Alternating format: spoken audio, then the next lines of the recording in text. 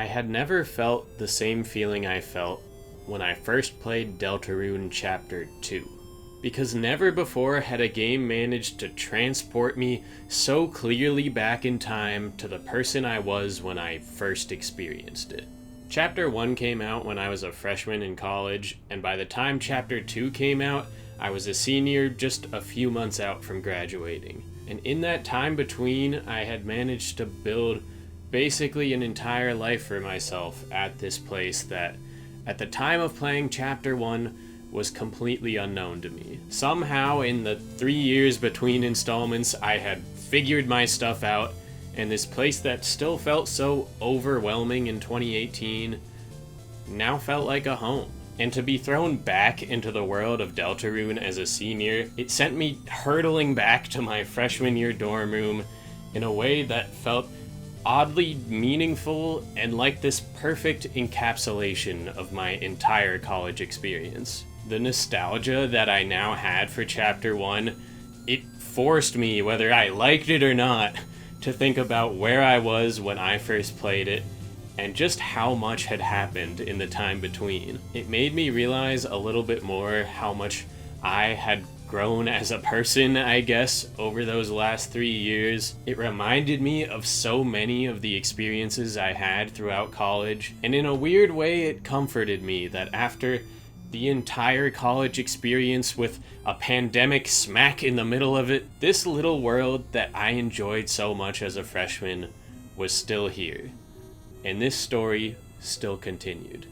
Little did I know it would be another 4 years before the next installment of Deltarune, and even after all that time, it tapped into that exact same feeling for just the second time in my life. Because just like last time, I went tumbling back in time, this time to both 2018 and 2021. But all of this also raises questions for me when I think about my thoughts on the game itself, because never have I experienced something where who I am as a person changed so drastically over the course of just one playthrough. Like, I think that on its own is really interesting to think about, because this is still my first playthrough of the game. It's not even close to done yet, but it's taken place over the last 7 years, and the lens that I'm viewing this game through has changed so much since then. Like, I am a different person than I was back then. I've changed a lot since 2021, and especially since 2018.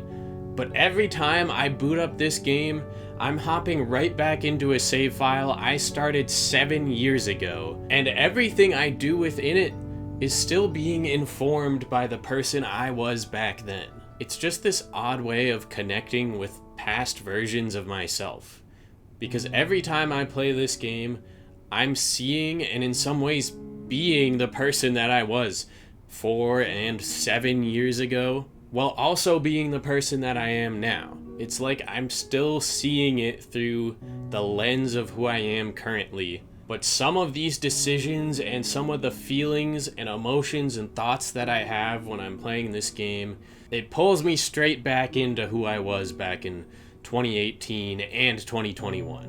Like, I'm experiencing 3 different timelines all at the same time. But it's such a cool and unique feeling, because by making me wait, I was forced to grow up in the time between these chapters. And not only does that imbue this game with a sense of nostalgia, but it makes me connect more strongly with the story and the characters within it. In some way, I can see my past selves in this game, and be reminded not just of where I was when I first played Chapter 1, but so many things that have happened in the time since. And that works even more in a game like Deltarune that has so many themes of growing up and leaving things behind. Like, these characters are being forced to grow up quick, and I am not. But by making me wait years for each chapter, I feel like I've grown up right alongside everyone in the story. And that's just such an interesting dynamic that